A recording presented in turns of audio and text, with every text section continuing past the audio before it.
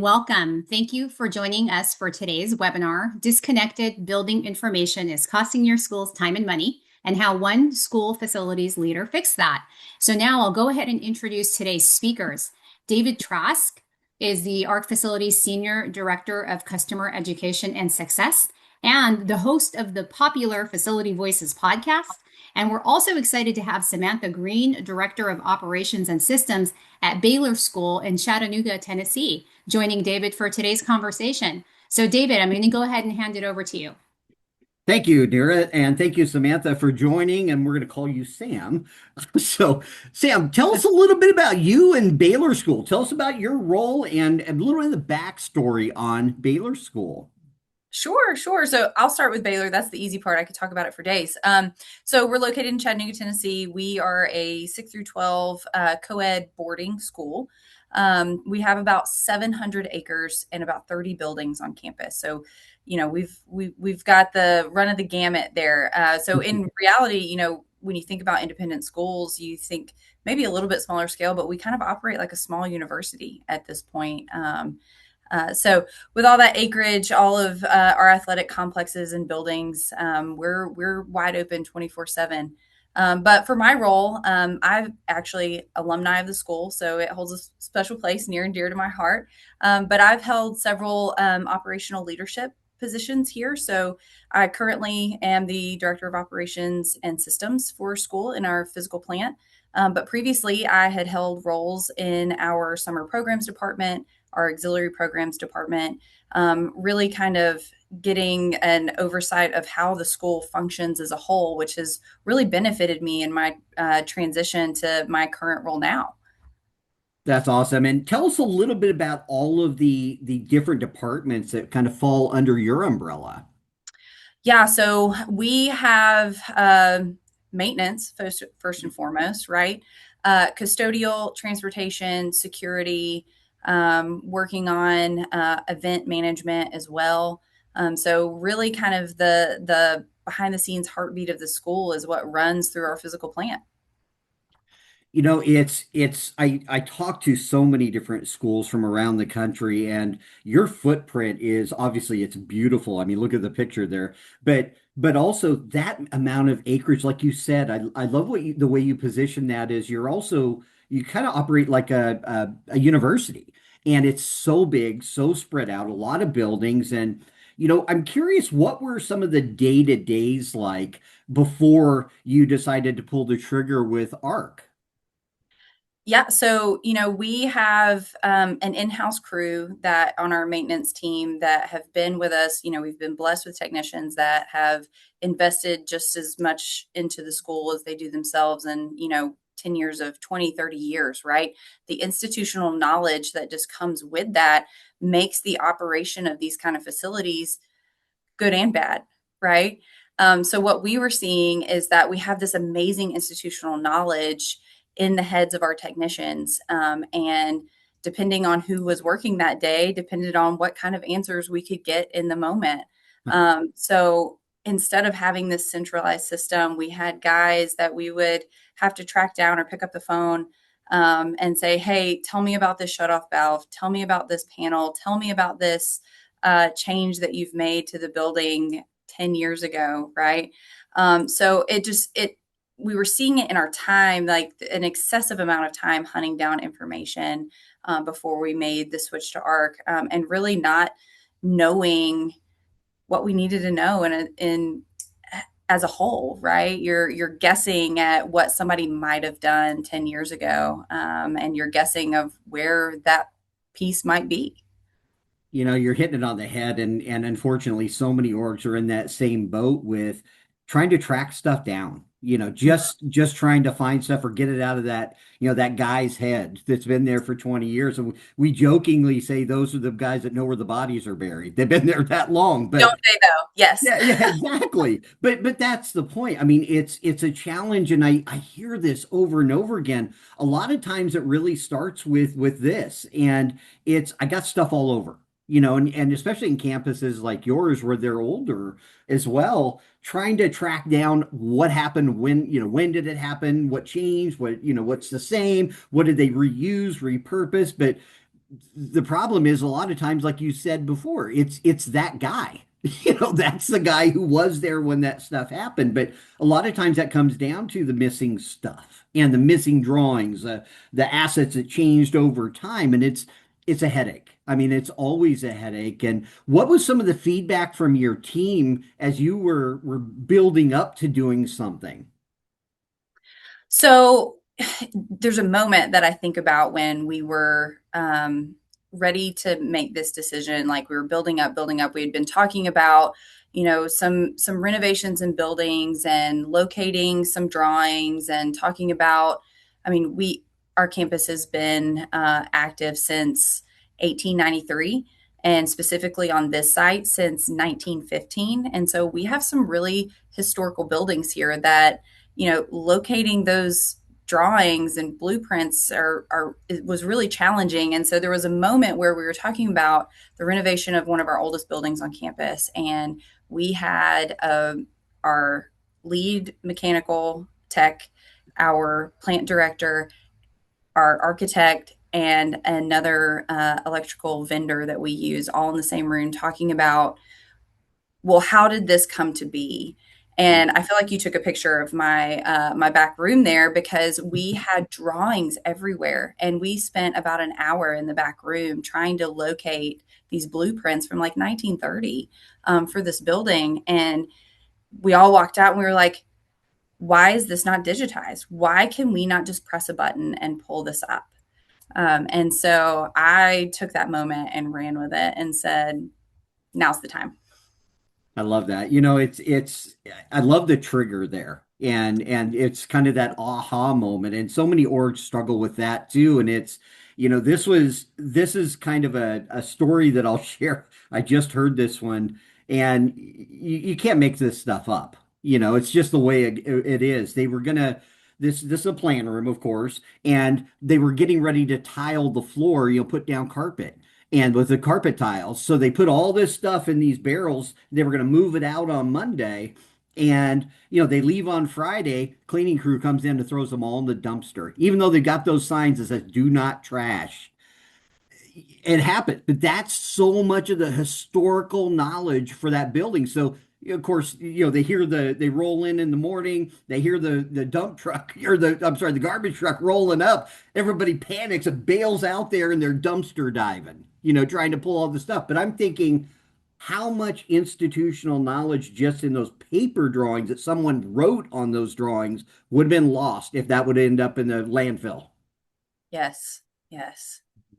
It's a challenge. And you brought up the age of the campus too. And how did not having accurate asset inventory, you and I talked offline a little bit about this, and you said, some of the stuff was, you didn't know what you didn't know. Tell us a little bit about that, and how did that impact you, not only with the daily stuff as your team's fixing stuff, but planning stuff in the future?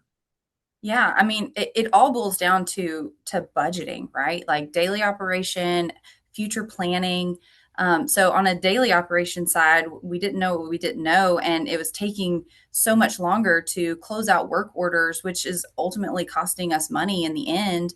But then, as we look to our 5 and 10 year plans, when we're looking at building these, you know, additions to the campus, we can't get an accurate number on what our budgeting is going to be because we don't quite know what preventative maintenance has been done or hasn't been done.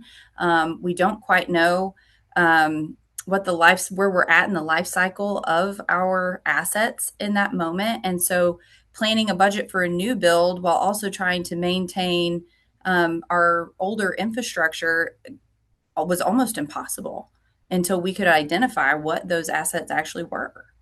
Yeah, I think unfortunately it's I call those blind spots. It's not anybody's intentionally doing anything malicious. It's just you don't know what you don't know. So how do you plan for the unknown?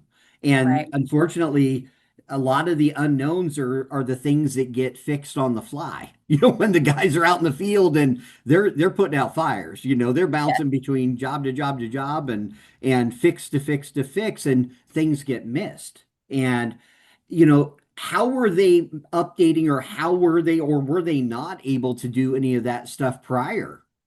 The We updating. truly, yeah, we truly weren't able to update our asset list. So as I kind of transferred into our physical plant department several years ago, I was handed a binder, and it was a project binder from our, working foreman. And he said, "This is everything that I've done the last 3 years." And I said, "Great, I'll review it, flip through it." And I said, "Well, okay, this is everything that you've done. What about what has our plumber done? What has our electrician done? What has, our transportation taken care of? We have a large fleet of vehicles that we have to consider as well." And so, I got one piece of information, but I didn't get all the pieces of information. And so, just again, the history was really unclear of how we were tackling those things, and it just made it almost impossible to move forward. Yeah. Unfortunately, this is a rinse and repeat story I hear all too often, and it's unfortunate because I think about how much of that institutional knowledge left with a guy or left with a team member that remembered all that stuff, and you can't get that back. No, no, we have been lucky enough to have a few people who were kind enough to pick up the phone, though. That's I that's funny. I talked to a guy the other day that said, yeah, we had to pay a guy a stipend just so he'd answer his phone when we called. Yeah, it's tough. But you're pointing out some good things that I think can be fixed easily too. And I always call it the where is it and what is it? It's they're the handful of folks that know where stuff is. And I mean it's where's that FCU? It's which ceiling tile do I pop? How quickly can I find that isolation valve when something breaks? And once you find it, how do you document it? Like you said, and I think a lot of orgs struggle with that because the team out in the field doesn't have access to that stuff to update it live while they're on that ladder or while they're standing there in that mechanical room. And I think that's just lost opportunity. So this is an incident that I just heard. It's a story that one of our reps actually shared, and there was multiple fires on the East Coast at a bunch of schools, and I was referred directly to a specific model, make a model of an air handler.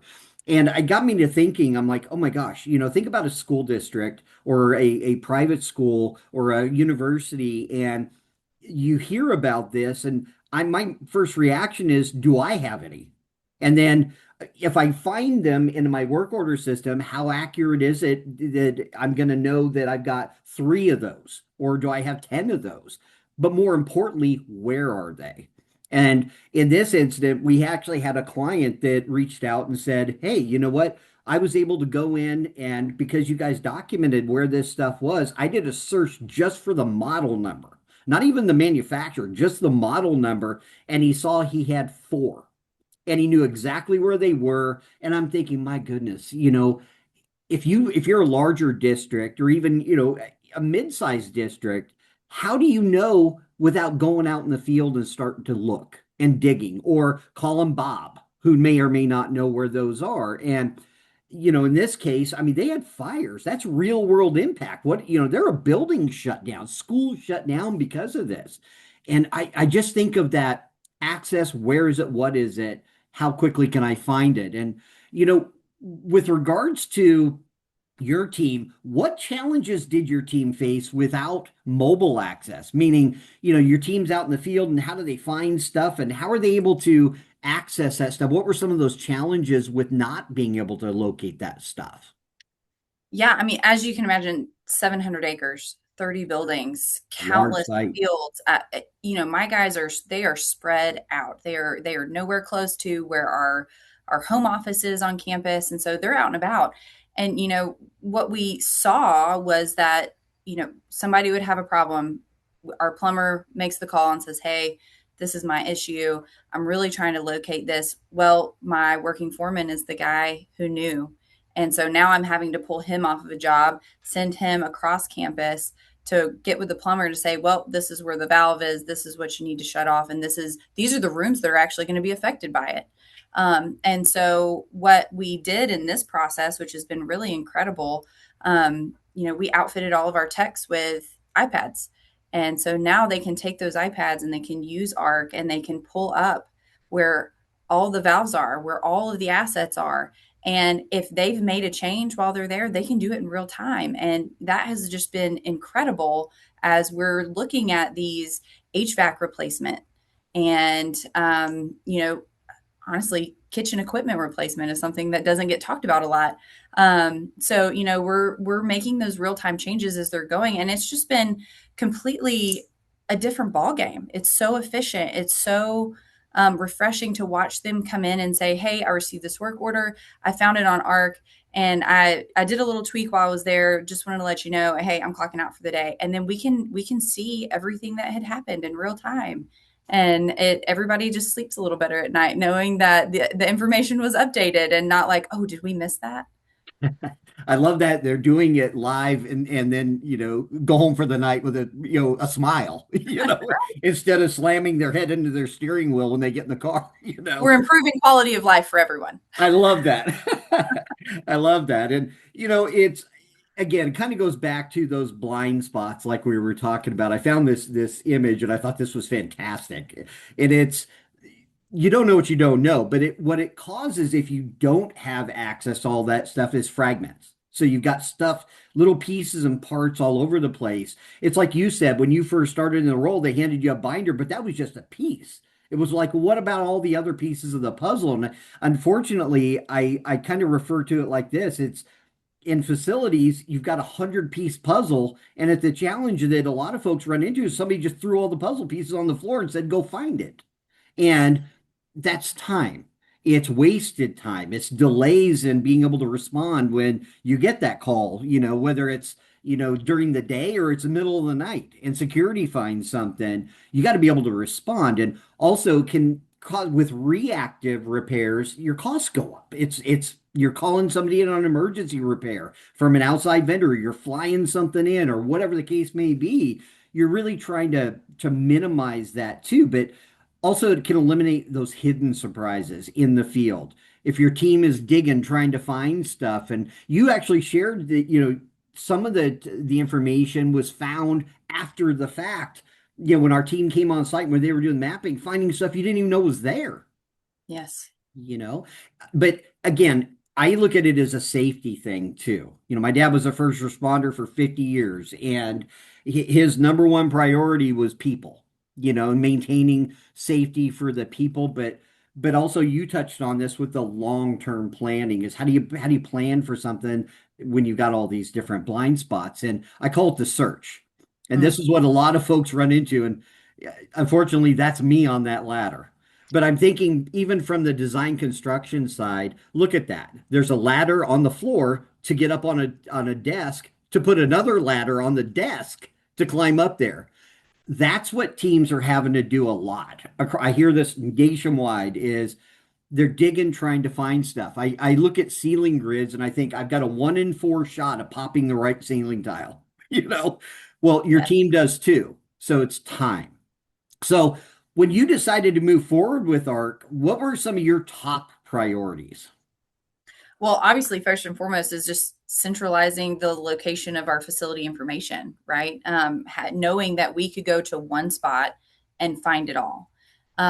We talked a little bit about what kind of triggered our decision to do this. A lot of that was wrapped up in our work order system and updating it and needing that information to feed the work order system, which would ultimately allow us to create these preventative maintenance work orders that were almost non-existent because we were so reactionary, right?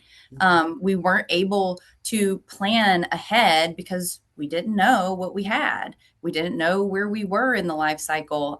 We couldn't plan to kind of get out ahead in front of these projects before they became fires, right? Literally and figuratively. So ultimately, it was to stop being so reactionary, have a centralized location for our information, and to just reduce the risk on campus overall. Yeah, it's a priority for so many organizations, and oftentimes there are some triggers to events. Something went sideways, and we were like, we got to do something now. Did you have any of those type of events that, even leadership was like, what the heck are we doing? Yes, actually. So before you guys came out to our campus, we had a standpipe rupture. Oh my, 2 weeks before school started, it was catastrophic. oh, About 70,000 gallons of water poured down our main academic building, completely wiping out the atrium, took out two classrooms. oh. And we were trying to figure out, in that moment, nobody knew. We're panicking. We're watching the Titanic happen in our lobby, and everybody's, well, how do you turn it off? How do you turn it off? And we're running around, and I have to call a plumber who's on the other side of campus, who it takes a good 10 minutes to get across campus, and that water's just flowing and flowing and flowing. And finally he gets there. It takes him 3 minutes to get the shut off going, and we were good in that moment. But you know those 13 minutes that it took him to respond were thousands of gallons of water that were continually pouring into this academic space. And so ultimately, that was another huge eye opener that something has to be done. It's I'm going to ask you this. You may not know the exact numbers, but it's impact and dollars. Mm-hmm. You said a couple of classrooms. I always say water finds a way. Water finds a way into everything. you know, Everywhere. everywhere. Everywhere. So, what was the impact on your org as far as impact on students, staff, but also what was the impact on dollars? What were the dollars associated with that? I mean, you're talking 13 minutes and that amount of water. What was the financial impact of that as well? So I can tell you the dollars because that's a number you never forget. Oh, So we were looking about $700,000 worth of renovation uh, oh, to in fix. 13 minutes. In 13 minutes, $700,000 worth of Wow. renovations needed to happen. Um, you know, just things that are specialty items that they look really great when you put them in, and then when you have to fix them, it's a problem. But so ultimately, minus the financial impact that we had, right? You're looking at, it was 2 weeks before teachers were supposed to return, had to completely reorient what teacher orientation looked like for them to come back. Those two, three classrooms that were affected, they were offline for the first 3 weeks of school. And so we had to restructure what those teachers' schedules look like and where students were going to go. Um, the atrium lobby is also an event space for us. And so all of those events that were scheduled had to pivot to other places. And then talk about the furniture wipeout that happened. A good $60,000 worth of furniture was just out the door. So, Wow. you feel those impacts for a long time, and sometimes you have to put the repairs on hold. We're actually revisiting the flooring repair for this incident this summer, so we've had to sit on the floor repair because we just could not interrupt school anymore. To finish the renovation. And so in about 3 weeks, we'll finally get to put the cherry on top and finish that renovation.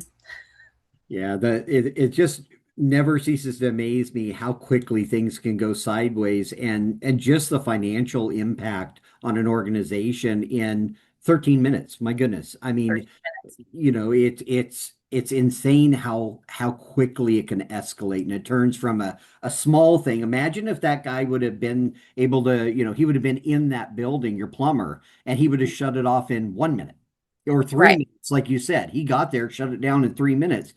How much less damage would have been caused if he would have been there? You right. know what I mean? Oh my goodness sakes. But I think where a lot of this also stems from is silos. A lot of buckets. Like you talked about it. You've got even in the beginning, you said you've got different groups that have different silos of information. And the goal is everybody should be on the same page. All the different groups within an organization. You can see them around that circle there. I'm all about, and we're all about everybody should have access to the information who needs the information, but not different versions of the information. Everybody should be looking at the same stuff because it does absolutely no good if the plumber updates something and the electrician and the HVAC guys can't see it, you know? So having access to all that, but also having access to all that historical stuff too, all that legacy knowledge, being able to capture that so everybody's on the same page, not just internally, but vendors having access, your contractors, like you mentioned earlier, your architect being able to access all the historical stuff for a building. And what we call that is it's kind of the fabric. It's everything's in one spot, all organized, digitized, all connected, and everybody's looking at the same stuff. And it threads all that together for operations, maintenance, safety, compliance, but also leadership. Everybody, your leadership needs access to it. They can access the same stuff. And everybody's on the same page because it helps with that long-term planning. But it's also shareable. You know, Yes. I jokingly show that the phone there, but I have an Android, and a lot of people have iPhones or tablets like your team's got in the field. I'm in the field. I want to be able to pull up out of my pocket and access the stuff wherever the heck I'm at, whether I'm on a roof or a mechanical room or at home. Everybody on the same page. So let's talk a little bit about, the process and building that business case. So you shared a great story there. That's something leadership doesn't typically forget either. It's a big dollar amount. Definitely not. Yeah. So with some of the, you mentioned limited manpower also, and how did you build that business case and really gain leadership buy-in and leadership to say, aha, what were some of those things? And tell us a little bit about some of those conversations. Yeah. So, I mean, again, it boils down to when you have such a large operation like we do and you have a lean staff, it's all about time efficiencies, and time is money to everybody, right? So making up for the time of searching for lost information was huge, especially when you have a campus that needs it now, right? It's all about right now. Um, when we were trying, not were are trying to kind of beef up what our manpower looked like, just talking about what the onboarding process, I think that's something that's missed a lot is when you bring new people in and you have a campus as large as we do, there's a lot that they're taking in, quite literally almost drinking from a fire hose. And what we had done in the past is, somebody's tied to another technician for a good 2 or 3 weeks before they can really figure it out.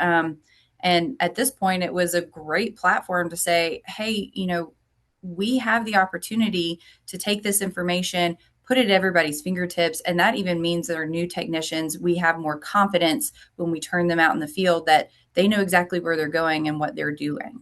And so a couple of conversations like that. And then ultimately, it does boil down to dollars. And when you start showing how these small efficiencies make a large impact on that bottom right hand cell in that Excel sheet, you start to raise some eyebrows and they see the worth that, if we can start getting these PMs on a regular cycle and we can start planning efficiently for the future, we're saving thousands of dollars at the end. And that's thousands of dollars that can either go back into another project or something that's going to better the school as a whole. Well, and you hit on it too. It's that ramp up time. You're not having to have somebody shadow somebody for so long. Now they can go do what you hired them to do because Yes, everything's there. You need to find that HVAC unit. Here, go find it. Here it is. And I, it's right I there. I love that with the conversations like you were talking about is showing real dollars, real impact on the organization too, because everybody wants to get the maximum useful life for every piece of equipment too. Well, how do you get maximum useful life for a piece of equipment you don't even show is out there, let alone do a PM on it? Yes, yes. I again, I kind of look at it as it's a moving target in facilities too. Projects you mentioned, projects that you guys have going on too, and having everything all in one spot where everybody's looking at the same stuff, and but also from the funding standpoint, how do you fund having access to that? And one of our clients actually mentioned that they purchased with bond funds, and they called it an administrative overhead to manage the construction program. I love that because think about it. During construction, your GC, your architect, and all the trades, they need to have full exposure to everything that's ever happened on previous projects in that same building because otherwise they start swinging sledgehammers and hitting stuff. And then that's a change order. It's just more money to the project. I look at it as transparency. Everybody should be looking at the same stuff. Everybody, through the duration of projects, building that closeout package so your team isn't operating blind for 3 to 6 months to 12 months waiting on that closeout package too. No, they should have access to that stuff day one.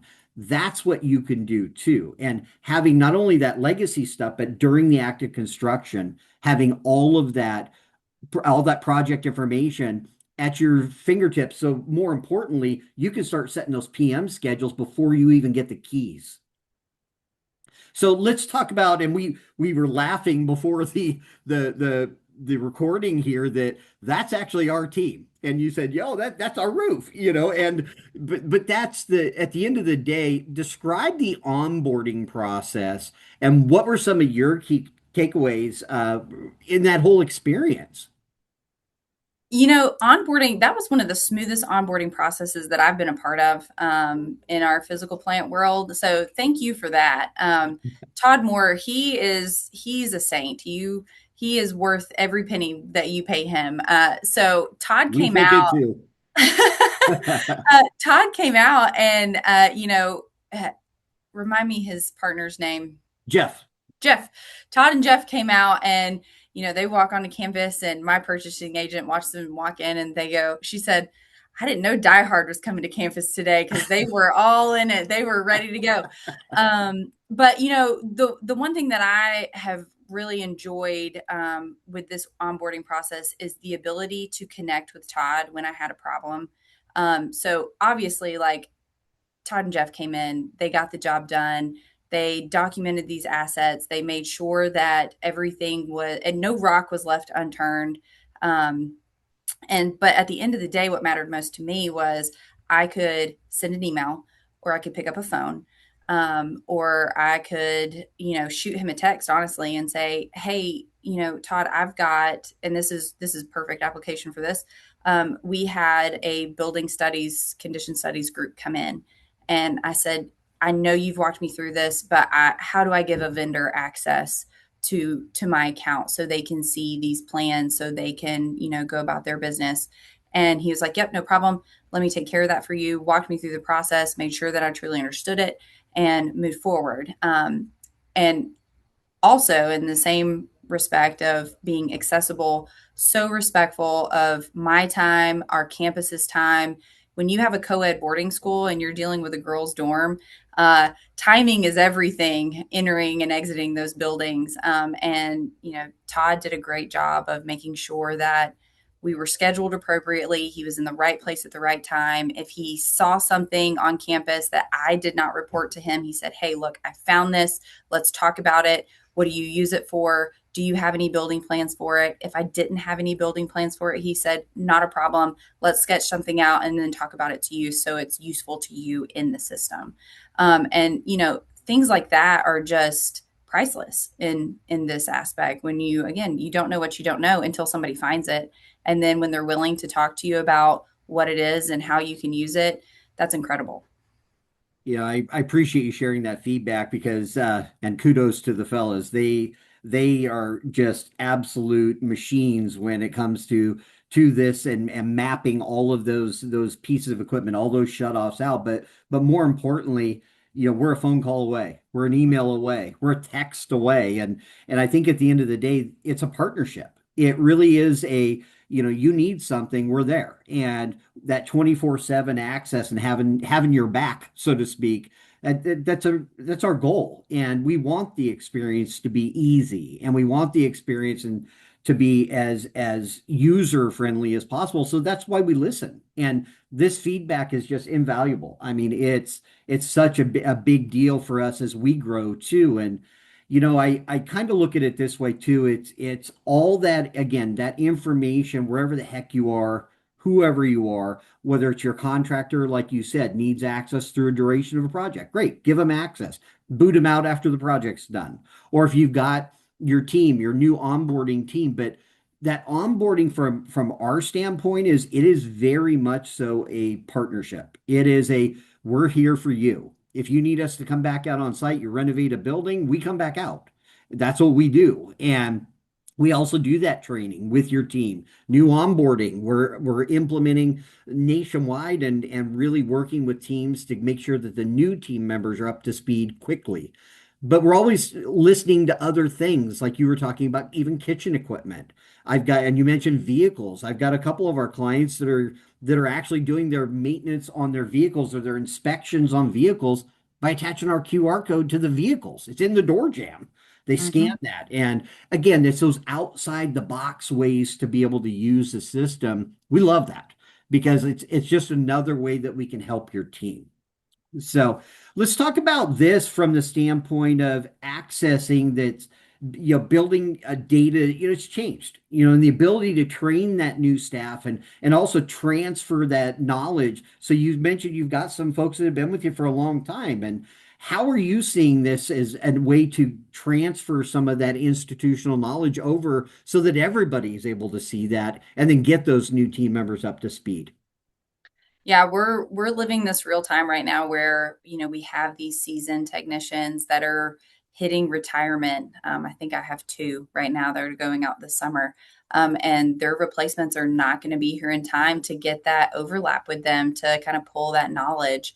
And so, what we've done is make sure that they've gone through their portion of this system and said, yes, this is all up to date and everything they're going to see is correct. And I know that because they've looked at it, they've verified that it's correct in ARC. When I hand that new technician his iPad and say, here you go, you have access, it's all updated.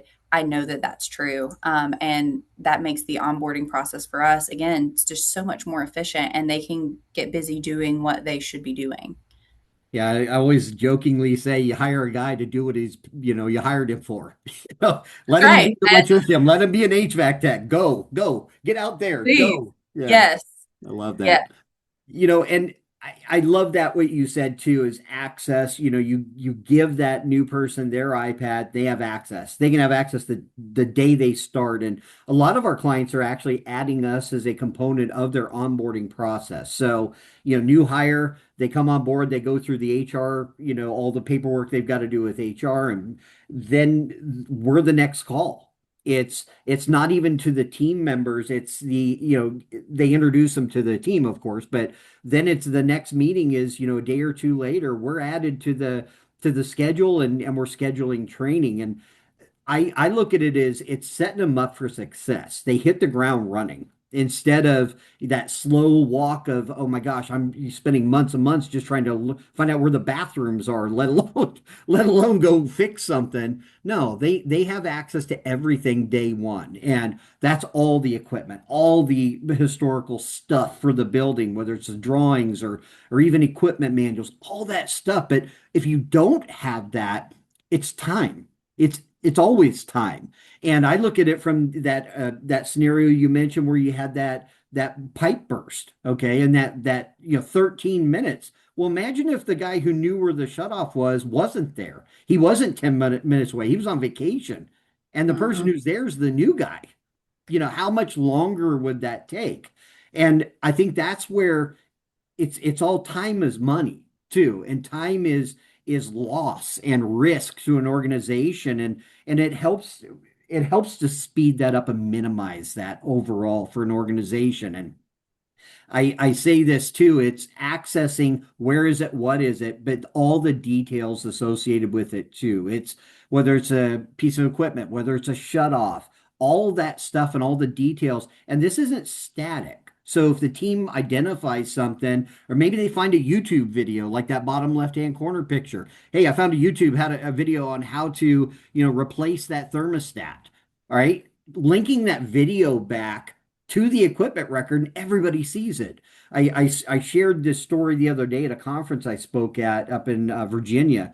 And I said, yeah, it was. I walk in, we were mapping out this mechanical room. It's a real small room, but there was an HVAC unit and a couple of pumps. And I walk in and I see this green coat hanger hanging on the wall behind me. And I'm like, what's that? And he said, oh, yeah, this is funny. When they installed this HVAC unit, there's a gap about 6 inches between the wall and the unit. And you see that little Sharpie mark down back there? I go, yeah. He goes, you got to take that code hanger. There's a trip switch back there that you use. I can't reach my arm back there far enough. Who knows that? He had to figure that out, but no one knew what the heck that code hanger was but him. And I'm thinking, oh my gosh. So what about the new guy? So we took a video and he's laughing through the whole video, of course. Hey, this is what this code hanger is for, and blah, blah, blah. But that's the institutional knowledge that would save that next person a lot of headaches. And I think at the end of the day, it's just where is it, what is it, and finding that information, it's a big deal. And so let's talk about your buildings are evolving. You mentioned earlier you've got some projects that you're working on. You mentioned you've done expansions. You've got an old campus. It's a Mhm. huge campus too, 700 acres. How are you keeping your facilities stuff current? And what role does that play across your system and how does the system help with that? So what we've tried to be very mindful, and when you've worked a process for so long, you're learning some new habits, right? But what we've tried to be mindful of through these renovations and expansions and just smaller projects throughout campus is this is part of the process.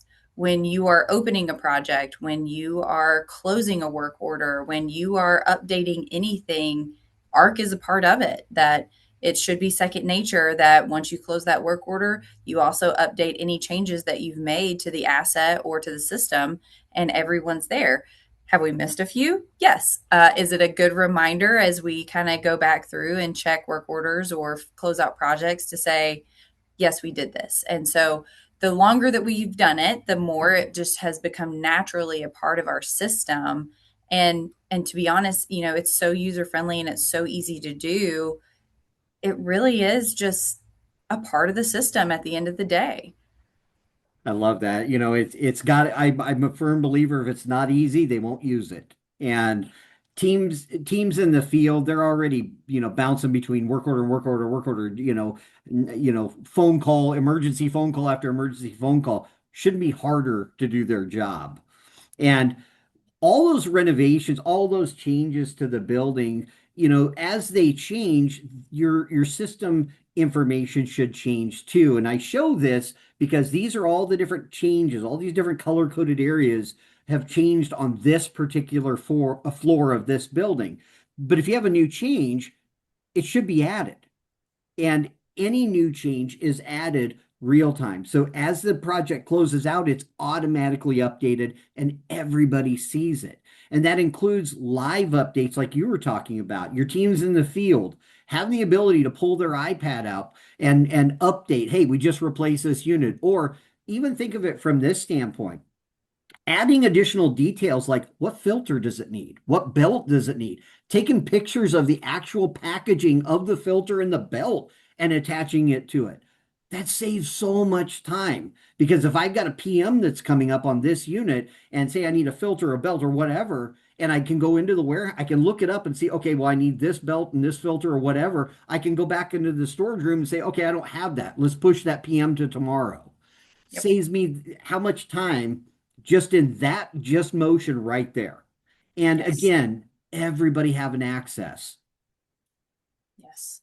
So let's talk about an exciting thing. Okay. This made me smile. My friend is actually from Spain and his whole family is in Spain. And when you told me this, I immediately sent this picture to him and said, "Ha, look at here." One of our clients is actually the base camp for the Spanish national team. Tell us a little bit about that.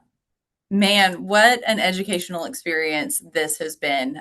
It has been about 3 years in the making that we've been having conversations with FIFA concerning the World Cup.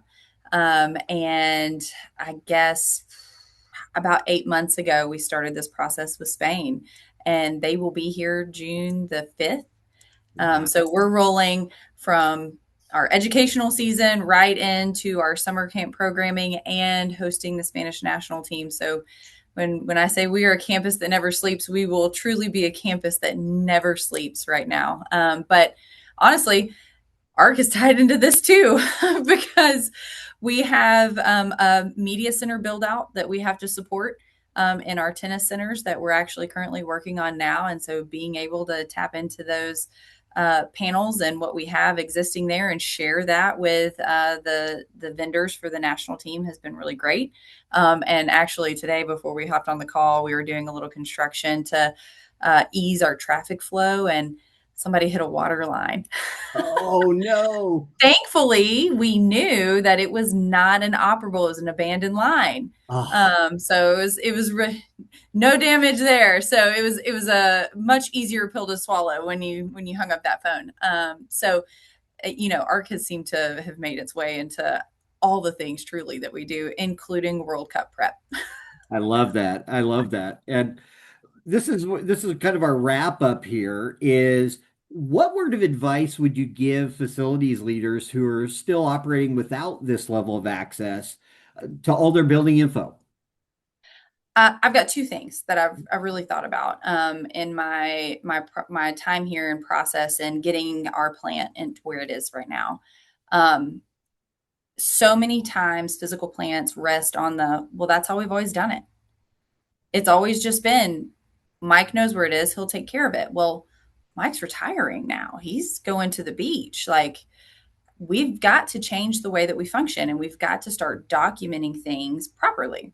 And then the second thing that I would share, and I am so guilty of this myself, is you're never going to be ready, right? You're never going to have all of your ducks in a row ready to press go. I know so many times you want to make sure when you're about to start a new project, you want to make sure that every T is dotted, and every I is crossed, right? Because that's how physical plant works these days. But you want to make sure that all of those things are aligned before you press go. But when you step into a room of building plans that are not digitized, and you quite literally have blueprint paper sitting in your back room and you don't know where to start, you just have to start. That's where we were when we first entered this process. When I was talking to Todd about, my checklist of things, and eventually he just looked at me and he said, "Sam, you bundle it up. I'm going to come get it. I'm going to digitize it, and we're going to take this on together." And I said, "You know what, Todd? Let's do it." So, just because it was always done one way doesn't mean you have to keep doing it that way. And just because you have blueprints in the back that are not quite ready to be shipped off doesn't mean that you shouldn't press go. So you should just do it. I love that. Just do it. At the end of the day, I truly, truly appreciate this, Sam. This has been fantastic. And, I know Indira had mentioned this at the beginning. I'm taking some calls and I would love to schedule a time with the audience to discuss what you're doing, and this is not a sales call. This is we're talking about your process, figuring out what some of those gaps are. I can share hundreds of stories that I've heard from different organizations nationwide. Love to hear your stories and how you're functioning and some of the gaps that you're identifying or we can identify together as problems for your team. And I'm happy to share some of those best practices. So scan that QR code, reach out, let's schedule a time to chat, and let's open it up to some questions. Indira. Yeah, thank you so much, David and Samantha. Really insightful discussion. I just want to remind everybody, I did go ahead and put that link in the chat if you missed the QR code. So feel free to schedule some time with David. But let's go ahead and jump into some questions. Here's the first one. How were your techs actually finding building information before? Were they calling someone or going back to the office? That's a Sam question right there. So a little bit of both, actually. And I'll add a third one in there. When they call someone, someone's got to get over there to them to help them. So it was calling, it was going back to the office. I actually had a tech pick up someone's desk phone from where they were working at one point to make sure they were getting a hold of our purchasing agent back at the office to check the supply room, right? And Yeah, it was a lot of back and forth and just really inefficient use of time. Great, thank you. Next question I have here is, we have an old campus and our equipment list is a mess. Would it be better just to start over? Yeah, I'll take that one. I've had a mix of both. So one of the first questions when we go out and we're meeting with a client who's looking at doing the mapping of the equipment and the assets is how confident are you in your list? And so many just say if they after they get done laughing, um, they'll just basically say I'm not, or they'll say, well, I'll give it a 50-50, or it's I'm fairly confident. If you're not confident in your list, we can start over. So we capture make, model, serial number. Where is it? What is it? Map out what rooms it in. What tile do you pop? All of that information can be built from scratch. It's not more money or anything like that or more time. We're already doing all of that stuff and we're mapping out where is it. So it's really up to you. At the end of the day, you got to kind of weigh that out yourself. Is my list good? Because that might be a good starting point. And that's fine. We'll import that in. We'll make sure all your asset ID numbers match up in our system too, so everything crosses over. But at the end of the day, that's just a discussion. We just kind of sit down together and strategize on what's the best for you. Right. Another question I have here is, did you get much pushback from leadership when you implemented this system, and what was their feedback? Well, that's a Sam question. I did actually. I got a lot of pushback. There's so many times that leadership who don't live this life day to day, they don't quite understand the value. And so making them see the value, especially in those moments with a standpipe rupture or somebody hitting a water line as we go. Again, water is the major concern in most cases, and HVAC systems. But when you make them realize that having access to information ultimately is helping the bottom line of the plant budget and improving the operations of the school as a whole, they start to be able to see. And so we had a lot of long conversations of ultimately how does this program pay for itself in the end, and it does because you see these savings and the efficiencies, and so that's when they started to buy in. That's great. Yeah, and I have a comment here that just came in. We had a pipe burst this winter, and it took my team 20 minutes to find the main. When we turned it, the handle snapped off, and it took us another 45 minutes to get it finally turned off. This would have saved us a ton of headaches and about $60,000 in damage. Oh man, yeah, we need to talk. Have them give them my cell numbers right there. Oh Goodness, my I Yeah. feel their goodness. Oh my goodness. Another question I have, and I think Samantha, you covered this a little bit. Did your team have to help much with the setup, or did ARC do most of the work? ARC shouldered a lot of the work, but what ARC was really great about was incorporating our team's knowledge throughout the process. And we found that that was super helpful because there are some things that the ARC team facility group would not have found on their own.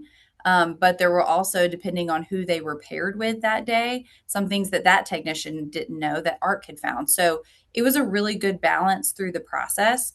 But if you are like if you were lean on manpower and you felt like you didn't have someone to go around with them, I would absolutely turn Todd loose on my campus by himself, and I have no doubt that he would find everything that he needed to find. Yeah. We've had that happen multiple times where, even in the preliminary conversations, it's, oh no, my team's going to be at your disposal. And then we show up and they give us master keys, a key fob and say, here, go. Yeah. Either way, our heads are on a swivel. So we're Yep. capturing everything and we know what we're looking for, but it does definitely help to have, that HVAC guy who knows, hey, there's 3 units right here and just that little knowledge there. But at the end of the day, too, if we miss something, the team can add stuff. Your team can also add stuff live as well. Yep. Well, that's great. I think those are all of our questions. If we didn't get to your question, we will definitely follow up individually. I want to give a big thank you to Samantha for sharing your insights and experiences with us today. And thank you, David, for a great discussion with Samantha. And thanks to the audience for attending today. If we didn't get to your question, like I said, we'll reach out. And if this resonated with you, feel free to schedule some time with David and just talk about and see if it makes sense for you to move forward with ARC facilities. Again, we have recorded the session. We'll send that to you in an email in the next day or so. We'll also send you some additional resources. Thanks, everybody, and I hope you enjoy your day. Bye-bye.